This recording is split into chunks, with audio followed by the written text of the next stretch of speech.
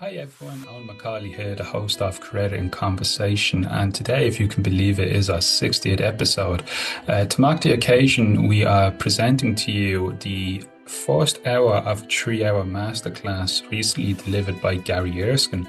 Now, Gary's been a good friend to the Academy and the podcast. In fact, if you go back to episode 14 of season 1, you can catch my first interview with Gary recorded live at Dublin Comic Con. It's actually at Dublin Comic Con that Gary's been a frequent, feature at the show, and he's delivered a couple of in-person classes on character design. So, for today's episode, we're going to present to you the first hour or so of Gary's 3-hour masterclass. What has been excluded has been Q&A with the students, practical exercises, and feedback. But this should be sufficient to give you, the audience member, a little snippet and insight into what you can expect when you're studying comics and how such topics are covered. Of course, we also present it so that it may inspire you in your own journey in developing your own unique characters and telling your own stories as well. So we invite you to visit our YouTube channel where you can catch the full video, as well as there's a couple of visual aids to accompany today's episode. But nonetheless, you'll also enjoy, for the audio listeners, Gary's unique and really great insights as well into what to consider when creating your very own characters. So sit back, relax, and enjoy today's episode of Creator in Conversation, our 60th episode, featuring Gary Erskine and his masterclass of character design. Hello, my name is Gary Erskine. I am primarily a comic book artist. I draw comic books for Marvel, DC, Dark Horse, 2000 AD, Image. You can check the rest on Wikipedia. I also dabble in the games industry, mostly storyboarding, because there's a sort of transferable skills with doing sequential art and also storyboarding, and some concept design, illustration, and other sort of boring corporate stuff. I also teach sequential narrative and games design, and a bit of concept art as well. So I both do the job and teach the job. And what I'm going to do tonight, thanks to the invitation, is to give you, there's a main presentation that I'll break up with a little activity halfway through. And it's basically trying to inspire you and get you to think about character design, regardless of whether you work in comics or the video games or you're doing animation or what have you. You will always have to visualize your character. Ostensibly the front, but in most cases, certainly the games and animation industry, you really do need to see turnarounds and see the front and the back. So you have to think about that as well. So rather than set a plan for you to design a thing, I'm going to hopefully try and convince you to be able to design anything. And there's actually very simple approaches. I've broken it down into 6 sort of categories of what to think about when you're designing a character, and they are broad strokes. They're very, very general, and some of the examples will seem fairly obvious. But once you understand how to show a character, to introduce them through various approaches, you are trying to show, with, as I say, with visual clues, the character's purpose, morality, and their attributes, and maybe give a little bit of history about them as well. And I say that can be very obvious, but once you understand how it works, you can then sort of do it very subtly. And I'll dabble on that with some other examples later on. The reason I like doing this workshop, and I do it for secondary school and also primary classes as well, is you already know how this works. The very first comic that you read, the very first video game you played or animation that you watched, a character will appear, and the way they are presented, the visual clues that they are showing you, is telling you who they are, what they are, and as I say, their purpose and their attributes and their morality. And you get that from a very, very early age from Disney and Pixar and DreamWorks. And it does get a little bit more sophisticated as you grow older. And once you understand those rules, you can then cheat. And you can show someone in black, primarily a baddie or evil color, but make them good, or flip it, have someone in ostensibly white, pure, innocent, and make them the villain. So understanding how things work, and as I say, you are already aware of how to process that visual information. But once you know that, then when you're presented with a blank sheet of paper, make sure this is blank, there we go, like this, I still work in paper, you're the one that is designing the character. You are making those choices about how to show the character through the colors of, like, well, first of all, the name's usually a fairly obvious choice. The colors that you use, the texture, what have you, the silhouette, that's quite an important thing to use as well. You make the decisions, and you are giving the broad visual strokes to your audience. And if you do it right, because you know how to receive it when someone else makes the decisions, DreamWorks, Disney, Pixar. But when you make the choices, it's more fun. It's more work, but you get to be quite playful. So with that, I'm going to show you a presentation. There'll be a little break in the middle to give you a quick activity. We'll do that in chat. But see, these are broad strokes initially, and it's my approach to designing a character. So with that, I will start to share the screen. I will also, make sure I get the right one. I will also basically send these slides on to Owen, and he can forward them to you. So don't worry that you're missing something and it's going too quickly. I want to give as much information as possible, but you will have time to look over these slides in more detail after we're finished. So anyway, concept art. Basically, it's story, world building, and characters. The story, you might be a writer, or you might work for another colleague who does that particular part. We're not worried about it tonight. World building, that's the environment that your characters live in, and I will touch upon that, but we're dealing with characters primarily. And basically, the first thing that I would normally think about is the genre. Genre, and these are just 6 examples, genre can dictate so much about the visual clues and tropes that you're expected to see. A Western, you're expecting to see cowboys, Native American Indians, lots of horses, maybe a stagecoach, a saloon bar, and other attributes within a very specific time frame of Northern America. Contemporary, that's more or less set today, and it can be, out with genre. It's not necessarily superheroes or what have you, but contemporary would probably contain normal people. Why would we need to design normal people? Well, if you've got Superman fighting an alien threat, he's protecting normal people who are generally dressed in contemporary style. You need background characters, and they are generally contemporary, in normal clothing, but you will recognize that's a fireman or a policeman, that's a teacher, that's a waiter, or that's someone who works in an office, or that's just someone who's out in the park and maybe retired, and that would obviously give them certain look to their clothes as well. Sci-fi, love sci-fi, might even have a treat later on. That's your aliens, robots, and spaceships and spacesuits. Steampunk. Steampunk's a weird one. It kind of feels like you're in the past, but also the future.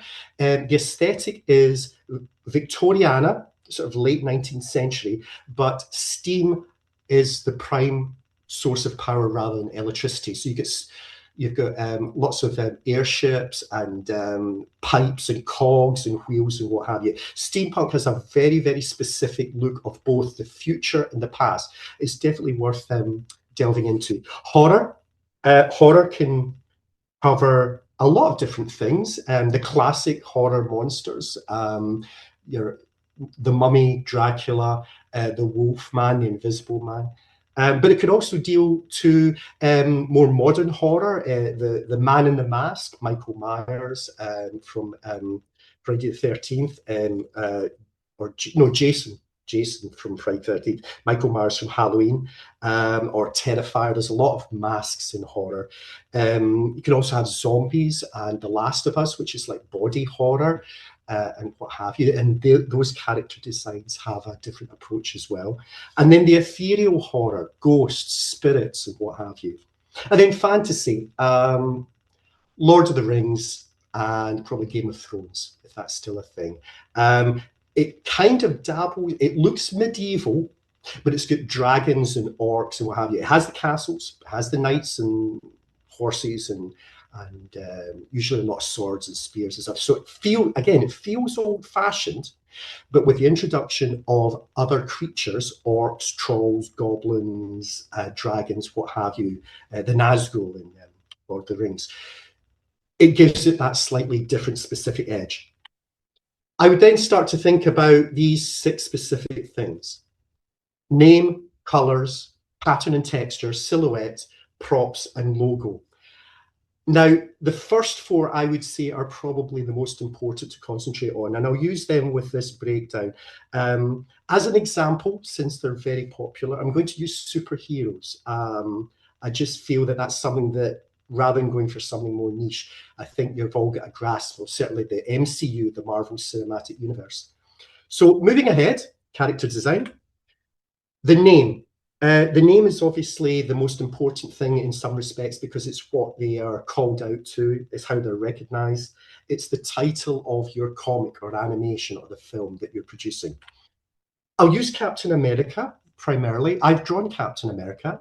It was set in both the present day, but also a flashback to the 1940s. So I had to draw 2 different versions of the costume. But the name alone, Captain, a person of authority, America, tells you where he's from. So the name is already set up some important associations with our character. I then start to think about the colours. Now, obviously, Captain America, I want to think about the colours of the American flag, which are red, white, and blue. But they're also, rather awkwardly, the colours of the French, Dutch, Russian, and British flag. Same 3 colours, but different, as you can see there, different pattern. This is the American flag. It's the colours red, white, and blue, but it's the pattern that we're using. And just to prove the point, there is Captain America's outfit. This is the original Jack Kirby design. Joe Sinnott was the writer, but Jack Kirby was the artist who created the visuals for this. And Jack Kirby was very gracious to provide a lot of the Marvel characters that we are familiar with. I say the Hulk and Thor and Silver Surfer, but Captain America is probably very recognizable.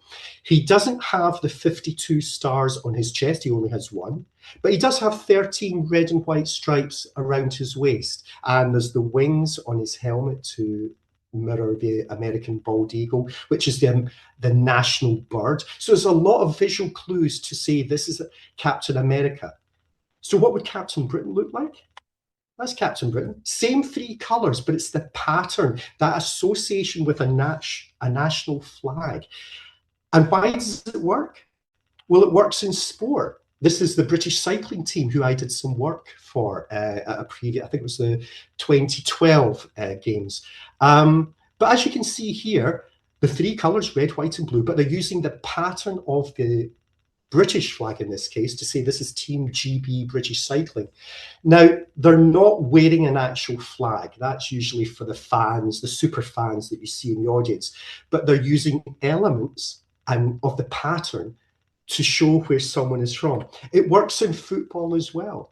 I'm not even a big football fan, but when it gets to national games like European or the World Cup, you can generally tell who's playing by the colours and the patterns of the strips that the players are wearing. On the left here, we have Argentina, and they kind of almost are wearing their national flag, albeit vertical stripes. And then we have the green, gold, and blue of Brazil. But what if you don't want to show the flag? Show the national dress, show the culture of the people rather than drape them in a national flag. On the left here, we have a lady from Peru. And again, beautiful colors and patterns, the beadwork and what have you, that very stylized hat. It's very specific to the culture of Peru. In the middle, we have a Japanese lady wearing a kimono. Now, kimonos can be a variety of designs and colors, but the shape is actually helping show us the culture. I would say the cherry blossom and the umbrella also help. That's a prop. We'll come to that later. And then on the right, we have a lady from the Wadabe tribe in northern Kenya.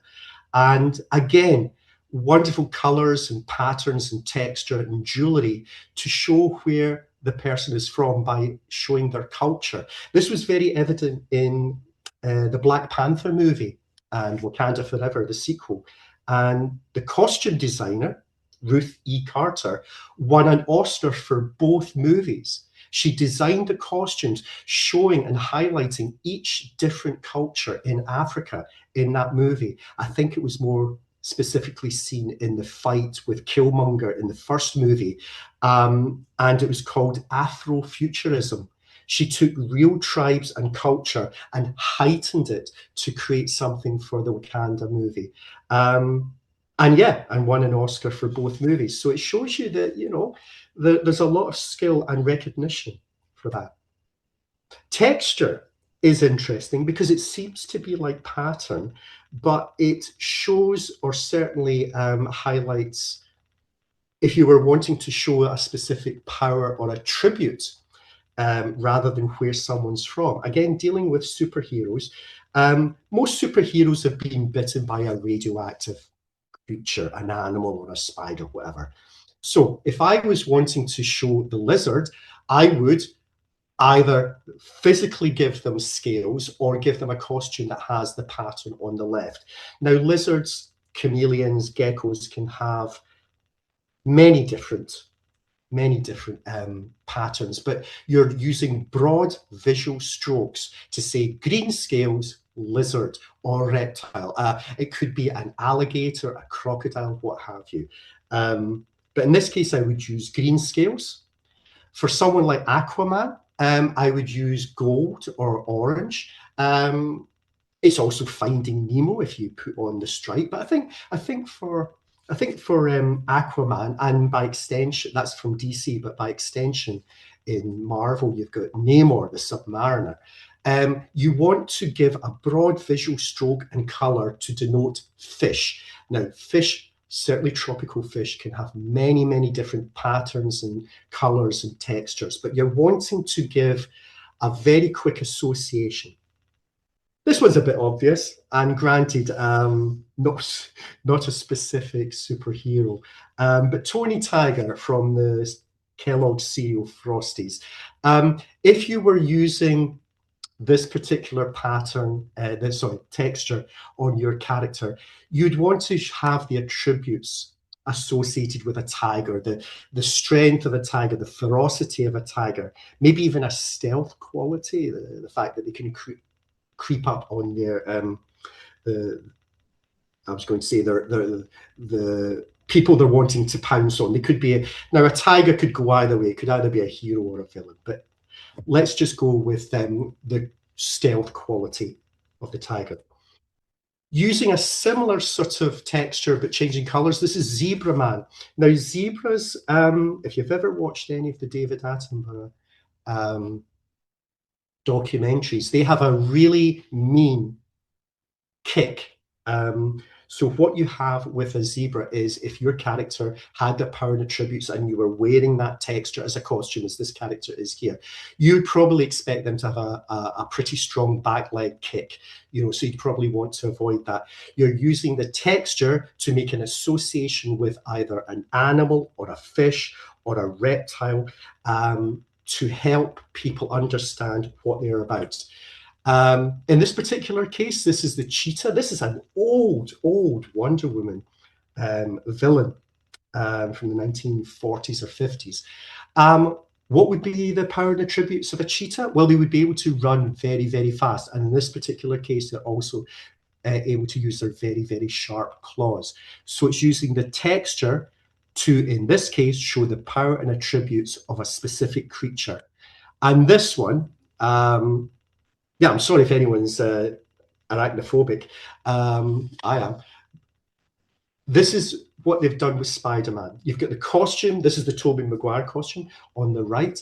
And what they rather cleverly did, and I've shown it in the inset, is they're suggesting that the spider itself had these colors and patterns and textures. And I think that's very clever. It maybe wasn't as obvious in the original comic, but in the movies, they've made that link more clear. He was bitten by a spider. He wins the attributes and the powers of that particular creature, but also dresses to look and mirror like it. It's really good storytelling. But sometimes you want to actually show other powers. And in this case, on the left-hand side, by using warm colors and by using the sort of wavy shapes associated with fire, we're suggesting flames, heat, what have you. And on the right-hand side, probably cold, cool colors and that jagged sort of pattern. We're giving visual clues that this is associated with ice and freezing. And you're probably thinking on the left, the Human Torch, Pyro, various other characters associated with fire. On the right-hand side, we've got, is it Mr. Freeze, Dr. Frost? There's a whole Iceman, there's a whole raft of characters. Make sure that the name, the colors, the pattern and or textures all work together to let your audience know the powers and attributes of your character, maybe suggest where they're from, or either by national flags or by showing their culture. Now we're on to 4. Silhouette. Why is a silhouette? We've done all these rich colors and patterns and textures. Why is a silhouette important? Well, a silhouette shows strength in some cases, or size. And it is very, very important in animation and games design. I mean, it's important in comics as well. But let's have a look. Here's one. Now, this is just a black sphere and a sort of half circle. But hopefully to many of you, this will be very familiar. And it's BB-8. Now, BB-8 has a colours, white, looks like white, grey, and sort of orange. It has pattern there as well with the paneling or whatever. But the silhouette is so strong that when I do this in person, everyone's able to actually recognise it straight away. And that is the power of a silhouette. If you get the silhouette absolutely right, think about Batman. The pointed ears and the cape that literally looks like bat's wings. Think about the Hulk, the physicality and the shape and the size of the Hulk. Silhouettes are very, very important. Here's another one, 5 different silhouettes. There is a connection. And again, I would expect all of you to get this. It's The Incredibles. Now, in Incredibles, I have to say that they're well designed. You've got the strength of Mr. Incredible, and the name obviously works. You get Elastigirl with that sort of curvy sort of quality. Violet, whose very personality is about not being seen and a bit shy, obviously has a very thin sort of body, so she can maybe hide herself away. Jack, obviously, is a large baby. And Dash, the very name, Dash, very fast, very quick. But look at his shape. There is a very subtle connection to the father. He's a younger, he will probably grow into the same shape as his father, the heavy set shoulders and what have you. But 5 different characters, cool names, cool color choices, the patterns, the textures, and the silhouettes, strong enough that you can recognize them without. Props. Love props. Props are items or tools that you give your character that will help establish their purpose, their status, maybe, or maybe give a clue as to some background connection or what have you. As far as the Marvel Cinematic Universe is concerned, again, I'm using this because it's very popular and very familiar. I'll show more obscure stuff later on. But here we have Hawkeye. The name Hawkeye suggests that he's got the eye of a hawk. But the colours, not that remarkable. The pattern and texture, well, there's a bit of tactical sort of gear that he's wearing. But the silhouette is strong because of the prop of the bow and arrow. The bow and arrow gives him purpose. It sinks in with his name, Hawkeye, and gives a really great silhouette. Thor has the hammer, Mjolnir, which actually Thor can't fly. It's the hammer that pulls him through the air. And although there's colours to his costume and the name works, it's the cultural nods, not to say where he's from, by draping him in a national flag. Look at the cultural nods to the Norse mythology there, the hammer, the runes, and the design of his armor. That's a cultural nod to who he is, and the hammer is the icing on the cake. It allows him to fly, it catches the lightning, and obviously is then used as a weapon to sort of like direct it to enemies. Wonder Woman actually, certainly in the movie, has 5 props. The sword for attack, the shield for defense. She has the headband, which she uses certainly in the Wonder Woman 1984 as a sort of boomerang sort of thing to knock people out. She has the gauntlets, which she crosses together to create a sonic blast. And she has the lasso of truth, which is probably the Wonder Woman prop. She captures a character, usually a villain, and by securing them, they literally confess, they tell the truth, and it makes it easier to put them, due process and everything, into jail. So she has 5 different props. And then we have Captain America. Now, Captain America has his shield. And what I like about Captain America's shield is not only is it a prop that is, to defend himself, he throws it to maybe as a weapon. Let's just say he uses it to knock people out. He uses it to keep heavy doors open. He literally uses it as a prop. But it's also an identifier.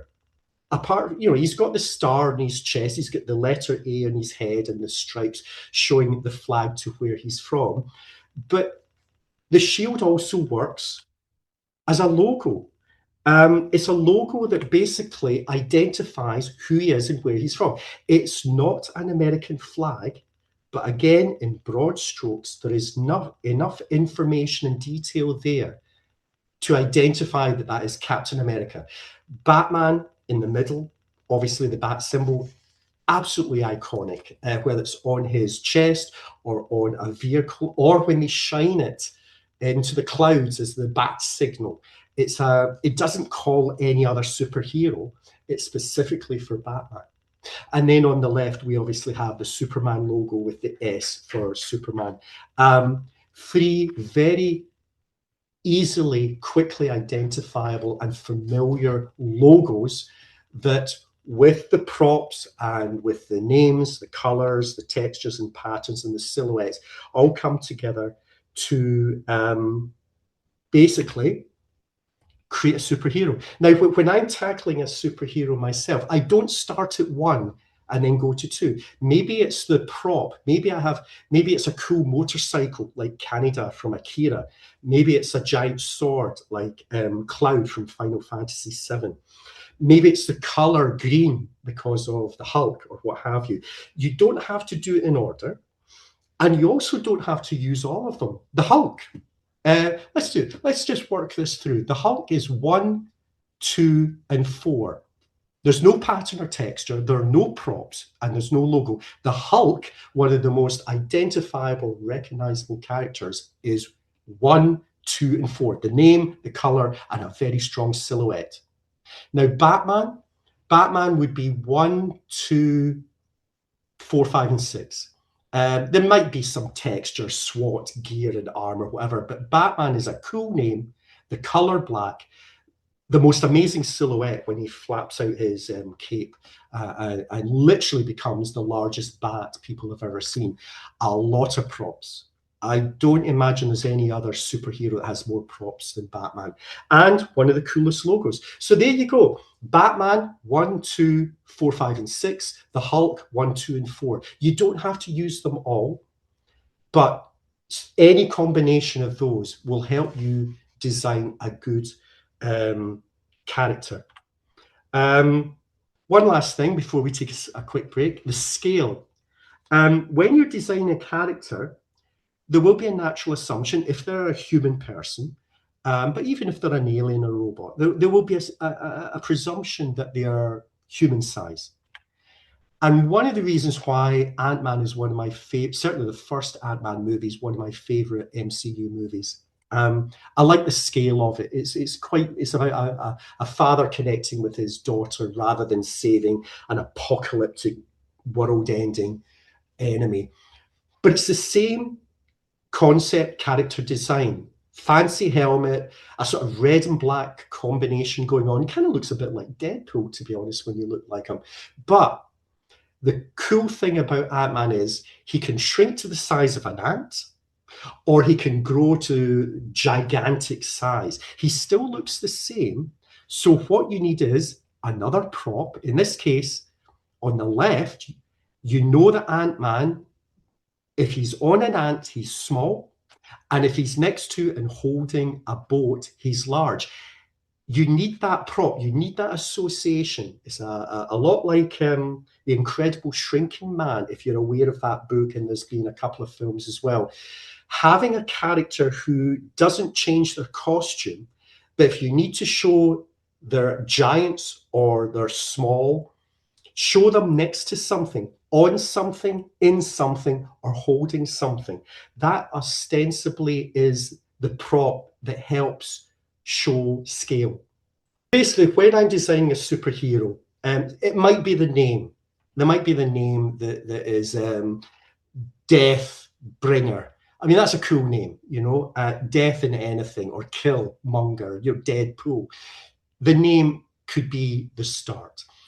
What if your favorite colors were, say, black and orange? I would then say, if your favorite colors were black and orange, that's autumnal colors. So I would start to think about Halloween or something like that. Maybe have your character tied in with orange and black towards that. If I was thinking of blues and greens, I would think water-based character. Silhouettes, as I say, you might just have this idea of a really strong silhouette that you want to incorporate into your design. And I say, props are pretty cool. Swords, motorcycles, big guns like Cable. I think Cable's in one of the Deadpool movies, but a big gun, that's a pretty cool thing to have. These are all working together in broad strokes to tell the audience this is who the character is, this is their purpose, this is their morality, whether they're a hero or a villain, or they might be a bystander, they might be a librarian or a chef or an accountant or someone who works in a bank. If the baddies are robbing a bank and the heroes are going to stop them, you need to show the people, the customers and the tellers in the bank. They are character designs as well. They're maybe not as exciting, but they are very, very important. Every movie has background characters. Every animation has background characters. Every video game has background characters. They need to look as convincing as the hero and the villain. So something to think about. Inspiration. And on the left, we have the Minotaur. And on the right, we have Medusa with head of snakes. Inspiration can and should come from anywhere. In this particular case, we've got on the left-hand side a giant man, but with the head of a bull, and there's a spear and an axe. It's just so intimidating and also really badass. It's pretty cool. And on the right, we have Medusa, who has a look that her power is that if you look into her face, you turn to stone. Okay, which is pretty bad. She's got the body of a snake, and she's got, funnily enough, a bow and arrow as her prop, her weapon. But I was obsessed with the snakes in her hair. And about 30 years ago, before I got my first PC in 1998, so this was 1992, so that's 34 years ago, I decided to design a cyber hacker from the future who had dreadlocks, but the dreadlocks were actually heavy-duty cables, like the cables you put into the back of your game stations or TVs or whatever, huge cables like dreadlocks, that when he walked up to a computer bank wall with sockets, the cables would come alive like the snakes in Medusa's hair and literally connect to the computer. He would hack with his dreadlock cables. And that was 35 years ago. I still think it's a cool idea, still think it works, but that was using something from Greek mythology, putting it into the future and making something new but also familiar. And this is the trick. There are no new ideas. What you do is you see something from the past or something maybe from the present and put your spin on it. Move it to the future, move it to the past, make it a robot, make it ancient. There are tricks you can use. If you do enough, it then becomes something new, but it has that familiarity. Centaurs are cool. Again, I love sci-fi, so everything that I see, I turn into a robot. So I would make it a robot man with a robot horse body. Centaurs, again, bow and arrows are pretty cool. But you have the top part is a human and the bottom part is a horse. But then if you have a horse and give it wings, in this case Pegasus, again from mythology. Mythology is so cool, especially Greek mythology. This is a horse that can fly. How cool is that? Well, again, I would turn it into a robot and give it mechanical wings, but that's just me. Egyptian gods, Set and Bastet, they have the attributes of, in this case, Set is a jackal, Bastet is a cat. Re and Horus have the attributes of a hawk, and Khnum is a curly horned goat. Now, these again, like the Minotaur, are human bodies with animal or bird heads. It's got that sort of Island of Dr. Moreau thing going on from Edgar Rice Burroughs. Genetic experimentation, body slicing, body horror even. But what is really cool about this is human bodies with animal or bird heads. So why would the Egyptians actually build a human head and put it onto an animal body? In this case, this is a sphinx, and it's a sort of lion's body. My understanding is it's actually a different belief system. There's about 3,000 years between one god set and the other. And you also have griffins and harpies and what have you, which are amalgams of other animals and humans built together, a bit like Lego, to be honest, or when if you were young enough to play with dolls and take the heads off of one doll and put it on another and mash things up. But these are using things that already exist in mythology and being inspired enough to see a new way of showing it. Bringing it more towards present day. These are characters from Fortnite.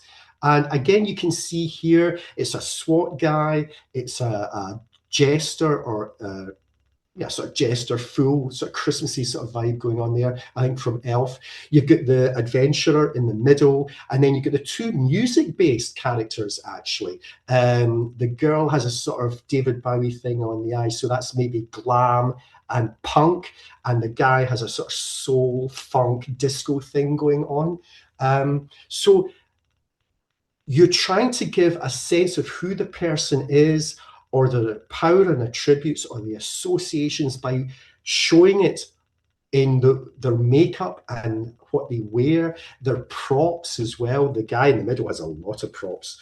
And here are some more examples. And again, these are so achingly obvious, but that's because your brain is already processing the visual information.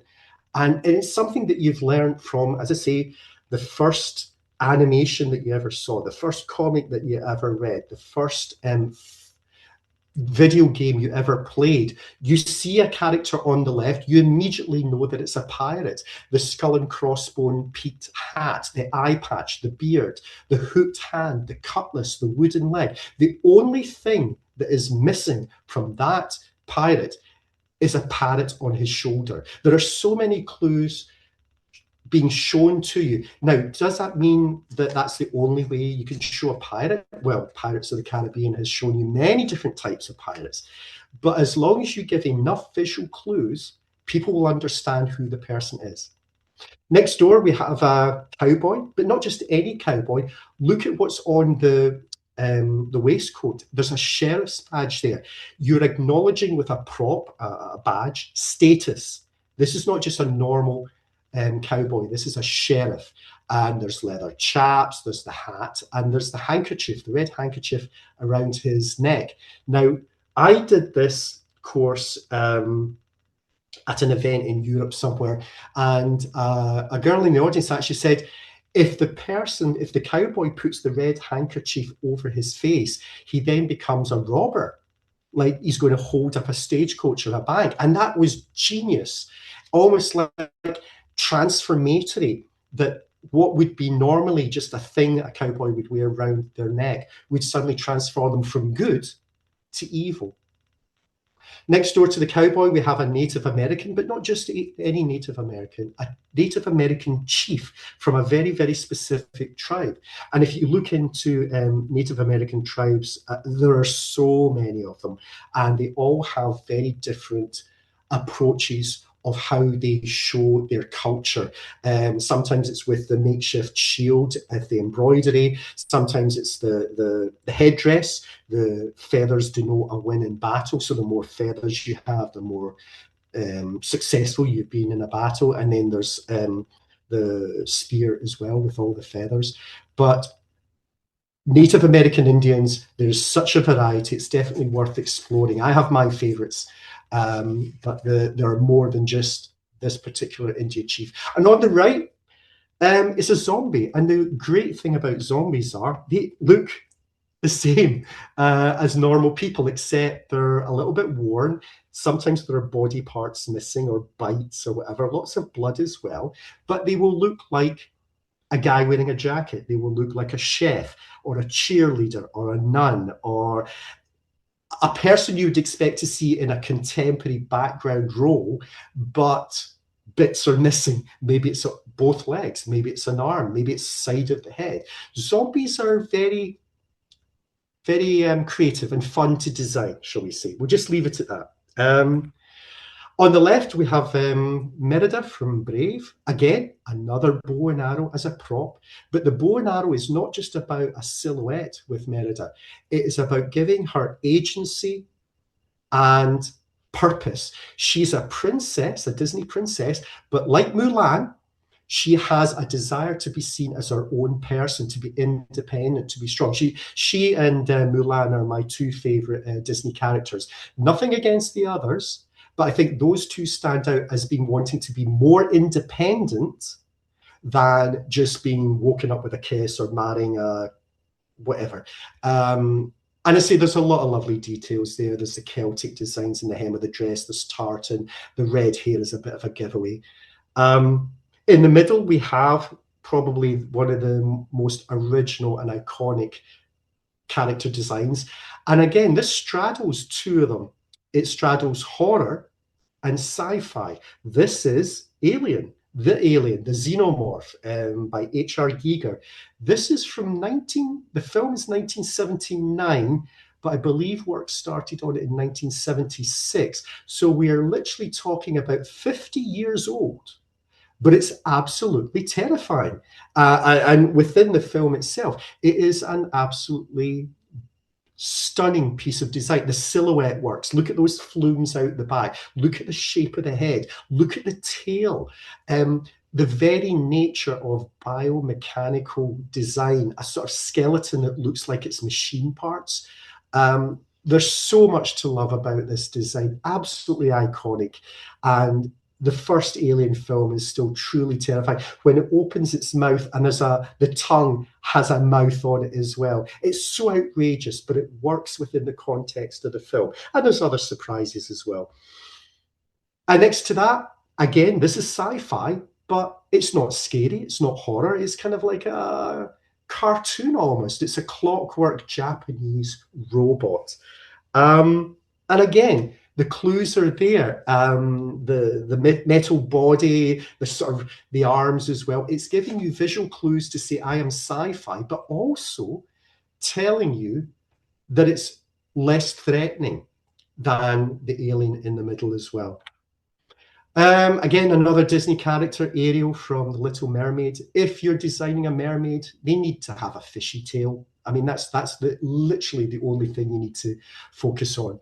But yes, a bit like the centaur, half human, half fish or animal. But definitely get the tail right with the mermaids. In the middle, we have a werewolf.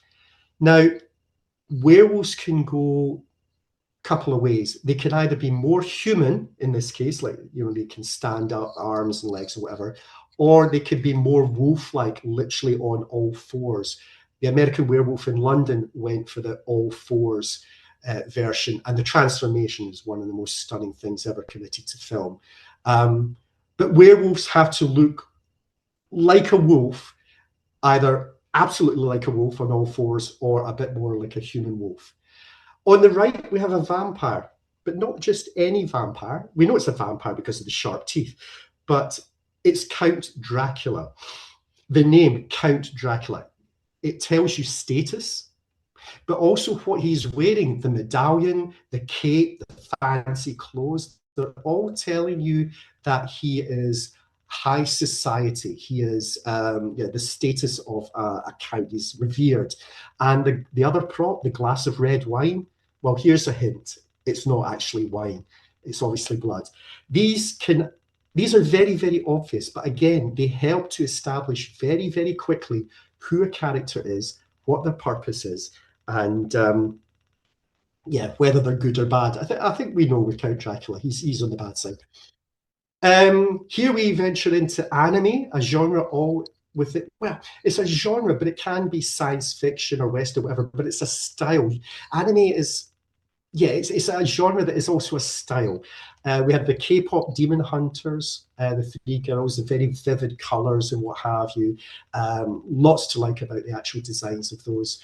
Then we have the sort of dark, brooding, peroxide, spiky-haired Cloud from Final Fantasy. And although it's hidden, his prop is a very, very large sword. You can see it behind him. Quite a contrast with the colors to the Demon K-pop hunters, but still works. There's just enough information to tell you the boots, the belt, the sword. He's ready to defend himself and take people to task. And then on the right we have Arcane. And again, it's a bit of a cross. It's still rather muted, almost goth-inspired colors. I like the stripy pants. But the blue here is a bit of color, almost verging towards the K-pop Demon Hunters. And here's the steampunk Bioshock Big Daddy and the young girl. A really cool design. It kind of looks old-fashioned, but also futuristic. It's a kind of mix between the two. I love the sort of spiral drill. Then we have Master Chief in the body armor in the middle. Again, functional. He's a soldier. Master Chief, the name is giving you clues as to who he is, and again, status and what have you. And then an older character, if you don't recognize, this is Metroid Prime. And this came out, many, many years ago, maybe 20, maybe more years ago. And the revelation in that game was, bearing in mind when it came out, you're playing this really cool, armored-wearing person who is defeating monsters and creatures and what have you. And then the reveal is that Seamus is actually a woman, a young woman. Now, bearing in mind, this was around the time of Lara Croft. This was pretty important deal back then. It's more commonplace now. But back then, the reveal of Seamus as a young woman was quite provocative because a lot of the games were generally made as male characters for a predominantly male audience. So Metroid Prime, Lara Croft were absolutely revelations in that. And I say the design there it's almost verging into sort of Art Deco. There's some lovely, lovely lines on that. Really great design. As far as fantasy is concerned, Lord of the Rings, you really can't do better. You've got this sort of Nordic vibe going on with the Rohirrim. Not Rohirrim, with Boromir. Rohirrim had the sort of Nordic sort of vibe, but you've got the sort of the gauntlets, the chainmail. It's very much someone, Boromir is very much someone who's ready for battle. We then have the hobbits. Look at the colours, sort of natural greens and browns. It's autumnal sort of colours. It's earthy colours. These are people who live on the land and are maybe not ready to fight. And then we have the Art Deco inspired Gimli the Dwarf. You see that in the Mines of Moria, and even the detailing on their houses, and obviously the outfits that they wear and their armor. It's got that hard Art Deco sort of styling, where Gallaggio and all the other elves in Rivendell, they're more inspired by Art Nouveau. If you're not aware of those, Art Deco and Art Nouveau, Art Deco's straight lines and squares, Art Nouveau is more curves and flourishes and very much in keeping with the elven sort of lifestyle. And then these two from, again from anime, but also future. On the left, we have Akira Canada and his famous red motorcycle. And on the right, we have Attack from Titan. Look at the designs. Look at the props that they have. They're giving you so much information visually about who they are and what their, what their purpose is. In the case of the Attack on Titan, it's to fight something, and fight something that's quite dangerous because of all the blades that fire out, and then they've got blades that they can sort of stock up on. So that's it. Name, colors, pattern and texture, silhouette, props, and logo. I'm going to stop there because we'll have a break. Hopefully the screen will come back.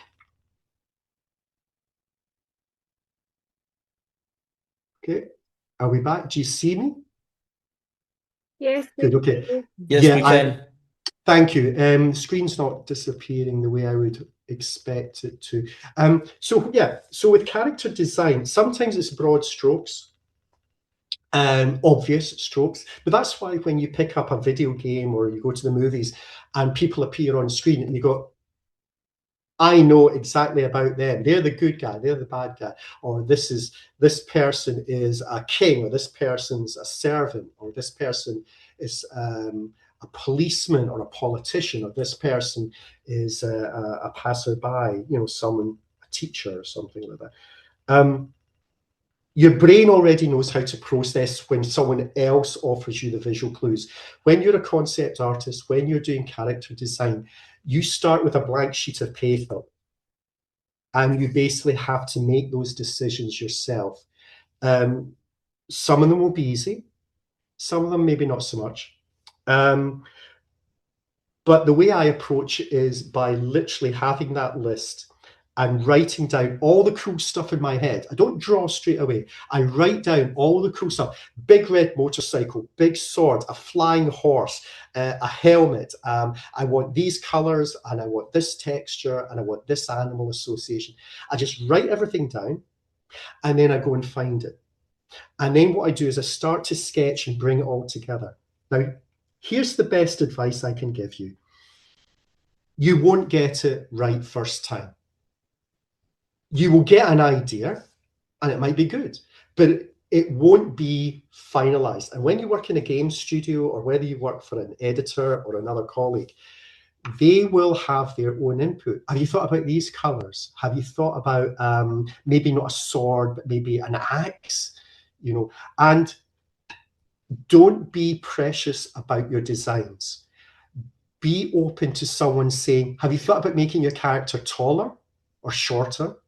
Changing the prop, changing the name. Now, changing the name can be a little bit personal if you've got this really strong opinion about a character, but listen to other people. Take on board their advice and realize that they're only trying to give you an option. You can say no. Okay, if you're in a studio, you might not be able to, but generally you can say no. But sometimes, and during the break, I'm going to drop in the Toy Story designs that went as far as animatics. If you're familiar, there's character design, concept design, then you do storyboards, then you do animatics. Animatics are kind of like really clunky tests. I will show you the Woody and Buzz Lightyear designs that they went to animatics that are so frightening. They're so bad. And someone thankfully said, can we change the colors in Buzz Lightyear and see that scary potato face Woody? It's nightmare fuel. I'll put them in the chat as a break. But they convince me that you're allowed to change your design because it can only get better. Because Pixar, literally in Toy Story, went to the animatics before someone put their hand up, maybe sheepishly, and said, this is not working. I think we really may need to have another go. Hello and welcome back. Actually, during the break, I put in the Buzz Lightyear designs. You can have a look at those. If anything, it's proof to remind you, you do not have to get your design right first time. You are allowed to make mistakes, try different directions, what have you, and you are encouraged to take on advice from friends, because more often than not, they're right. So don't be too precious about your work. I mean, be passionate about your work, but be open to other influences, suggestions, what have you, because you really don't know. You could just be missing one little element, or in case of the Buzz Lightyear, you could be going off in a completely different direction. And as I say, that Woody's nightmare fuel. So there you go. Be inspired by everything. Even if you, like with music, I'm not a big country and western fan, but I'll listen to Dwight Yoakam, I'll listen to bluegrass, Alison Krauss in particular. I used to work in a record shop, and even jazz. I found what I liked within jazz. A lot of it I don't understand, but it's the same with art, whether it's animation or film or comics. Find something new and unexpected and be inspired by it. You never know where the next moment is going to come from. I have, when I do the sequential course elsewhere, I have people introducing me to new music, films, video games, animations, and I just bank that in my head for later. But I can't imagine anything worse than thinking, I'm only interested in Studio Ghibli. Studio Ghibli's great, but if that's all you're focused on and maybe only 2 movies, that's very limiting as an artist. There's so much more out there.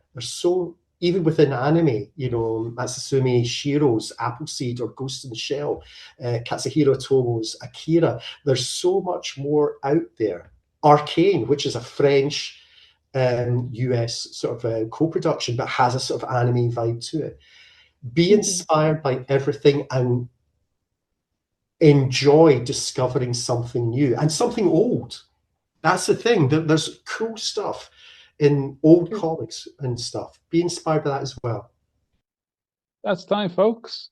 So thanks so much, Gary, for taking time out today to speak with everyone. I'm sure they've really enjoyed it. Your classes are always heavily attended at Dublin Comic Con in particular, and hopefully we see you back over there for another show in the near future. If guys want to get in contact with you or follow what you're doing, what would be the best channels to reach at, Gary? Probably Instagram or Blue Sky. I'm also on Twitter, and it's at Gary Erskine everywhere. Super. Thanks so much, Gary. Thanks, everyone. No worries, man. Take care.